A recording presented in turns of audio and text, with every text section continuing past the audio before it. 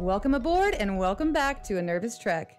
If you're planning a cruise to Greenland and Canada, you may or may not be in for a treat. From stunning icebergs to picturesque landscapes, Greenland and Canada offer a very unique adventure. Today, we've got the top 10 tips to prepare for and make your Arctic cruise unforgettable.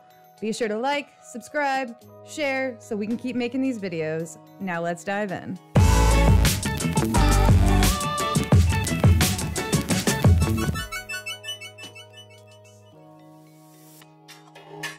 Starting out with the basics, tip number 1, do your research. Research is going to be key here. I did not do this. So understand your cruise itinerary, including the ports of call, the weather, and the outboard activities are coming. Know what to expect so you can make the most out of your time. Fun fact, you do need a passport to cruise to Greenland, closed loop or not. We had a lot of last minute cancellations from people thinking that they could use the birth certificate and ID because it was closed looped. Greenland requires a passport. Also, Arctic weather is finicky, as I learned on my last cruise to Greenland. If you didn't watch my original video on this cruise, go ahead and click on this link up here. Also, fun fact, only 3 of 4 of Carnival's Greenland itineraries have actually docked in Greenland. Only the August sailing has been successful, so again, check your weather, do your research. I didn't know this before I booked it. Royal Caribbean seems to have a little bit of a higher success rate as I started to research. One of their ports is the capital, Nuuk, so they have a little bit more success getting there. Also, if you're looking for a party cruise, this is not going to be it. You have to remember this is 14 days, you have to fly in, fly out, so that's 16 days off of work, and not many people under the age of 55 can take 16 days off of work. So expect an older, calm, laid-back crew. It was actually nice. There was a lot of jewelry making. I saw people knitting, a lot of card and table games happening, but there were no wild parties. So if that's what you're looking for, this is not the cruise for you.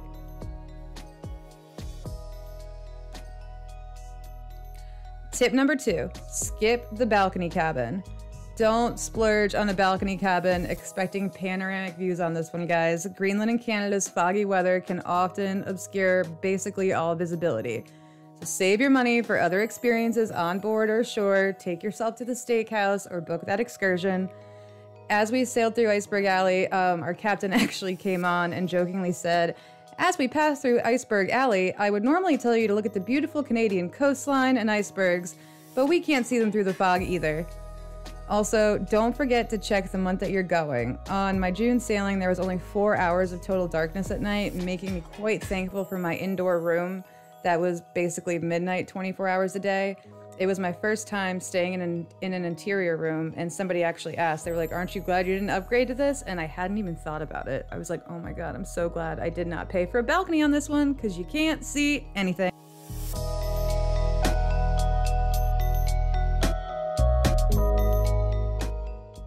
Tip number 3, lower your expectations. This might not be what you want to hear, but Arctic weather can be unpredictable. Lowering your expectations about actually being able to dock, get off, what you're going to see, what you won't see, will allow you to appreciate the raw beauty and the landscapes you do sail by when the fog goes away.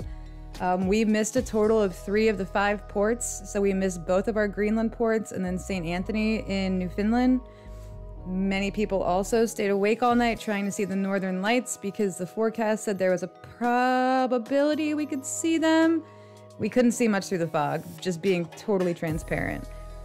These are also longer cruises, so expect the unexpected. We actually had a medical emergency night 2 and actually had to go off of our track to Halifax. They tried to use a medevac. The visibility and the fog were already so bad by night 2 that the helicopter actually couldn't get him, so we basically had to go dock in Halifax, and then the Coast Guard boat came and got the family and the person off. So that took up a lot of our time, and we were actually concerned we wouldn't even get to Greenland. Little did we know the ports would be canceled anyway, but just expect the unexpected. You will see cool things, you will have a good time. Just set the expectations lower. Tip number 4. Pack warm clothes. Well, duh, Ashley. I'm going to Greenland. Of course I'm going to pack warm clothes. No, I mean pack warm clothes. Pack layers. When you think of cruising, you probably think of bikinis and board shorts. There were people in the hot tub in Greenland while it was snowing. Bring a bathing suit. You will have your first day in Baltimore. The second day, And then your very last sea day, you'll probably be able to wear a bathing suit and shorts. Other than that, you need jeans, you need pants. Greenland's climate demands warm clothing year-round. Be prepared for chilly temperatures, especially if you plan on going ashore or standing on the deck to admire all the scenery. I expected a few warm sea days before we got far north, and by the end of day 2, I was in my jacket and hat.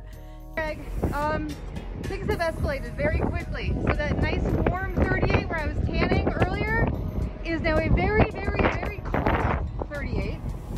Visibility is down to nothing, so this is the ocean. You can't see it. You can't see it. At one point when we were actually about to arrive in Greenland, I had on 2 pairs of socks, boots, fleece-lined tights, fleece-lined sweatpants, a shirt, a sweatshirt, a winter jacket, hats, and gloves, and that was for about 8 days in a row after that. So all those shorts I packed, guess what? It was never worn a single pair of shorts. Pro tip number 5, something I wish someone told me. Bring binoculars for wildlife and icebergs. Wildlife enthusiasts, take note. Binoculars are a must for spotting whales, seals, and the seabirds right from the ship. As we started to sail north, we actually started to see small icebergs way far out in the distance. Everyone was really excited, but the binoculars really helped us see them. This is one of my biggest regrets. Luckily, there were a lot of other guests that were kind enough to share the ones that they brought with them, but when we were actually in the Arctic Fjord in Greenland, there was a bunch of mountain sheep and eagles, and the whole time I was like, where are the mountain sheep? I see no mountain sheep. I'm squinting, I'm looking, and then someone handed me their binoculars, and when I saw them, I was like, got it, check. I was so excited. So bring your binoculars. Tip number 6, embrace the sea days. Embrace sea days as part of your Arctic adventure. If you watched our last video, you knew the Carnival Pride set a new record for most days at sea. With all of our ports in Greenland and the first one in Canada getting canceled, we had 10 straight sea days. So instead of letting yourself go a little bit stir crazy, try attending the lectures about the Arctic, photography, stargazing, and more. Indulge in spa treatments, use the gym, or simply just relax with a good book. There were so many activities on these longer cruises. They had Glee Club every day. There were cooking demonstrations in the steakhouse. There was a throwback sea day with a captain's cocktail party where everyone dressed up. You got to meet the captain. They did throwback games. You name it, there's always trivia going on. There's always something to do. So just sit back and enjoy it. Or like I said, there were people that brought their own knitting supplies, jewelry making supplies, card games, board games, you name it. People were able to entertain themselves for 10 days straight. So just embrace it, have fun, start a new habit, go to the gym, try a yoga class, you never know. Tip number 7, and this is a big one. Prepare for waves and shiprocking. Be ready for motion at sea, guys. The Arctic waters are pretty choppy, so pack your motion sickness remedies if you're prone to seasickness. If you're not prone to seasickness and you've been on like 10 cruises to the Caribbean and you think you're good, still pack yourself some seasickness medicine. When I say choppy, I mean choppy. Also, it's cold, it's rainy. At one point, just watching the water move from side to side in the pools was actually like making me feel nauseous. Not even the ship rocking, but watching the water move and realizing how much we were moving made me feel sick for the first time on the cruise. Your captain is going to be very good about coming on the loudspeaker, updating you. He notified us anytime we were about to hit like some big swells or the wind was about to pick up. They had the vomit bags out pretty much every single day near the elevator and the stairs, but just mentally prepare for that. Bring yourself some Dramamine. If you need to take a nap and relax, take a nap and relax. Maybe don't drink as much if that's gonna make you feel a little woozy. Just mentally prepare for these waves and this weather. Tip number 8 is probably not going to be one that you're expecting, but fly to Greenland for that once-in-a-lifetime experience. If this is your only chance to visit Greenland, consider flying there. With the chance of cruise ships not being able to make it or dock, you don't want to waste your bucket list savings, all of your time off, and get your hopes up that you're going to Greenland when you might not get there. If Greenland is the goal, I highly recommend just flying there. Because there were so many people I met that used their only 2 weeks of PTO. They had saved their whole lives to go to Greenland. and they never got to go to Greenland. So if Greenland is end goal, just fly there. Keep saving your money, fly to Greenland, get a hotel, do it that way. If you're up for the ride and Greenland is not like a huge part, you just want to be on a ship, roll the dice and give it a shot. But if this is like your one shot to go to Greenland, don't take the gamble on cruising there. Tip number 9, enjoy the ride. Relax and savor every moment of this Arctic cruise.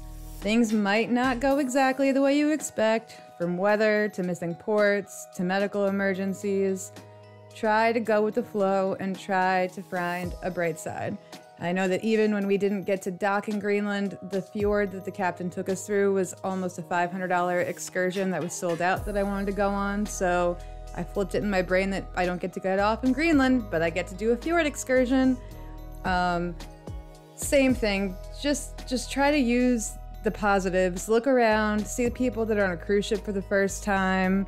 You're gonna see beautiful views no matter what. You will get off the ship somewhere. Just try to stay positive.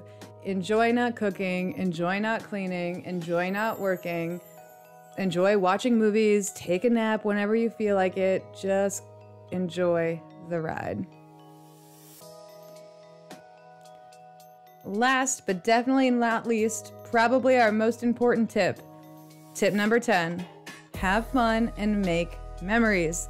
Above all, have fun. My favorite part of this cruise was getting to know the crew members, hearing their stories, learning about where they're from, talking to other passengers, hearing their stories, learning where they were from. Take the time to talk to everyone. Make brand new lifetime friends. There was a woman when we were in the Arctic fjord that looked at me and said, I probably won't remember your name 10 years from now, but I will remember standing here with you looking at Greenland, and that made me cry. I could cry talking about it right now. So make those memories, make those new friendships. Greenland and Canada offer one-of-a-kind adventures that Arctic fjord, I don't think anybody else will get to do what we did. We didn't get off in Greenland, but we were the first cruise ship to cruise through the Arctic fjord. That's pretty cool. So cherish every unforgettable moment along the way. We hope these tips help you prepare for an incredible cruise to Greenland and Canada. Whether you're a seasoned explorer or embarking on your first Arctic voyage, Greenland and Canada's wonders await. Bon voyage! Make sure you subscribe, share, comment, turn on your notifications, all that fun stuff. A Nervous Trek, out.